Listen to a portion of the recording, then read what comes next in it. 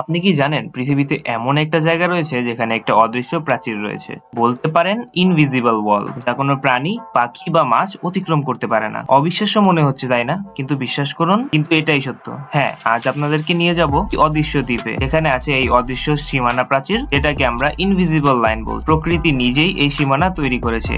এই সীমানা ইন্দোনেশিয়ার বালি এবং লঙ্গব দ্বীপগুলোর মাঝে। এই লাইন একে অপরের পাশ দিয়ে চলে গেলেও এই দুই অঞ্চলের প্রাণীদের জন্য এই লাইন কখনোই পেরোনো সম্ভব না, শুধুমাত্র 35 কিলোমিটারের দূরত্ব। তারপরও এই দুই অঞ্চলের প্রাণী এক পাশ থেকে অন্য পাশে যেতে পারে না। এখানে এক অদৃশ্য শক্তি আছে, যা কোনো প্রাণীকে এখানে আসতে বা চলে যেতে দেয় না, অর্থাৎ এই অদৃশ্য প্রাচীর অতিক্রম করতে দেয় না। কিভাবে বুঝিয়ে বলছি। বালি এবং লঙ্গব দ্বীপের মাঝে রয়েছে এক ধরনের প্রাণী, পাখি এবং মাছ, আর ভিন্ন দিকে একেবারে ভিন্ন রকমের প্রাণী, পাখি এবং মাছ। আপনি যখন বালি থেকে লম্বক পৌঁছাবেন, তখন আপনি বুঝতে পারবেন যতটুকুই ঘুরে দেখেছেন মুহূর্তের মধ্যে সবকিছু বদলে গিয়েছে। হ্যাঁ, যদি বালি থেকে লম্বক চলে যান, আপনি পুরোপুরি ভিন্ন একটি চিত্র দেখতে পাবেন। এবং এই রহস্যময় সীমানাটার সবচেয়ে অদ্ভুত বিষয় হলো, শুধুমাত্র মানুষ ছাড়া অন্য কোনো প্রাণী, পাখি বা পশু ছাড়া অতিক্রম করা সম্ভব নয়। এমনকি একটা পাখিও উড়ে যেতে পারে না। আপনি নিশ্চয়ই ভাবছেন এই 35 কিলোমিটার দূরে এমন কি আছে যার কারণে প্রাণীরা একদিক থেকে আরেক দিকে চলে যেতে পারে না। সত্যি বলতে এই সীমানার পিছে রয়েছে এক অদৃশ্য শক্তি, যা সবার অবচরে পুরো পরিবেশকে একে অপর থেকে আলাদা করে রেখেছে। আর এই অদৃশ্য প্রাচীরের রহস্য জানতে হলে আমাদেরকে 150 বছর পিছনে যেতে হবে। কিভাবে আর কেন বা এটা তৈরি হলো, আর কেনই বা এটা সম্ভব, চলুন একটু অতীতে ফিরে যাই। 150 বছর আগে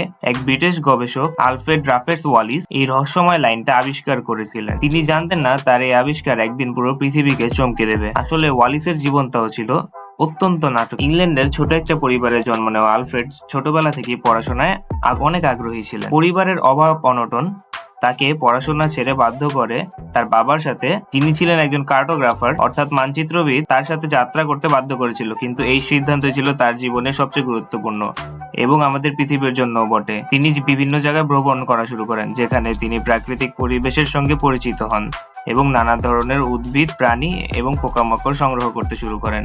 এভাবেই তিনি 1854 সালে একদিন নৌকা নিয়ে 35 কিলোমিটার দূরে লম্বক দ্বীপে চলে যান। আর সেখানে পৌঁছানোর পরে তিনি প্রথমবারের মতো উপলব্ধি করেন কিছু একটা অস্বাভাবিক রয়েছে। এখানে তিনি এমন সব প্রাণী দেখেন যেগুলি সে আগে কখনো দেখেননি। কোমোডো ড্রাগন, ক্যাঙ্গারু, কোয়ালা, এমন সব অদ্ভুত প্রাণী। এইসব প্রাণীগুলো কোথা থেকে এসেছে, কেন তারা বালি এবং অন্যান্য দ্বীপে নেই? ওয়ালিস আর তার সঙ্গীরা বেশ অবাক হয়ে যান। এখানে তার কাছে বড় একটি প্রশ্ন এসে দাঁড়ায়, কেন এই দ্বীপে এত বৈচিত্র্য প্রাণী বসবাস করেন? কিছু একটা শক্তি কাজ করেন, এটা সে বুঝতে পারছিল। তবে এই রহস্যময় পরিবেশ তাকে ভাবিয়ে তোলে।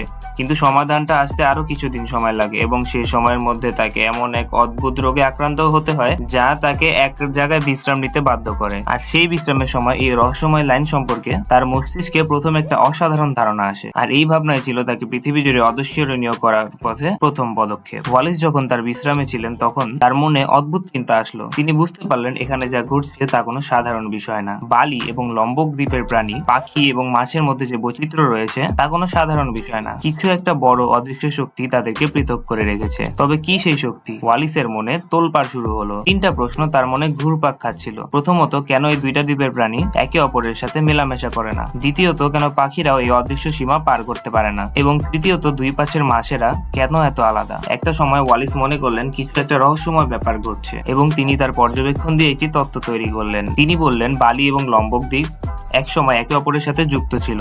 বহু আগে যখন পৃথিবী একেবারে আলাদা ছিল, তখন এশিয়া এবং অস্ট্রেলিয়া মহাদেশ একসাথে ছিল। কিন্তু যখন পৃথিবীর তাপমাত্রা বেড়ে যায় এবং সমুদ্রের পানি বৃদ্ধি পায়, তখন এই দুইটি মহাদেশ আলাদা হয়ে যায়। ওয়ালিসের থিওরি অনুযায়ী যে প্রাণীরা বালি দ্বীপে বসবাস করে তারা মূলত এশিয়ার প্রাণী, যেমন হাতি, বাঘ এবং আরো অনেক প্রজাতির প্রাণী। আর যারা লম্বক দ্বীপে থাকে তারা অস্ট্রেলিয়ার প্রাণী, যেমন ক্যাঙ্গারু, কোয়ালা এবং কোমোডো ড্রাগন। আর এই প্রাণীগুলো একে অপরের সঙ্গে মিশতে পারে না, কারণ হলো তারা লাখ লাখ বছর আগেই আলাদা হয়ে গেছে, যখন পৃথিবী থেকে এক মহাদেশ ভেঙে নতুন দ্বীপ এবং সমুদ্র তৈরি হয়েছিল। এই তত্ত্বটা শুধু সেই সময়কার প্রাণীদের বৈচিত্র্যই ব্যাখ্যা করে না, বরং বৈজ্ঞানিক দৃষ্টিকোণ থেকে পৃথিবী সম্পর্কে আমাদের ধারণা বদলে দেয়। যদি আরো বহু বছর পরে আমরা বিজ্ঞানের কল্যাণে জানতে পেরেছি যে আমাদের পৃথিবী কখনোই একরকম ছিল না। এটা একটা চলমান প্ল্যানেট, যেখানে মহাদেশগুলোর প্লেট টেকটনিকের মাধ্যমে একে অপর থেকে ভিন্ন হতে থাকে, আর এটা এখনো চলমান। তবে ওয়ালিসের কাজ ছিল আরো এক ধাপ এগিয়ে। তিনি প্রমাণ করেছিলেন শুধু প্রাণীরা না, পুরো পরিবেশটাই আলাদা হয়ে গেছে। সমুদ্রের পানি, বায়ু, মাটি সবই বদলে গেছে,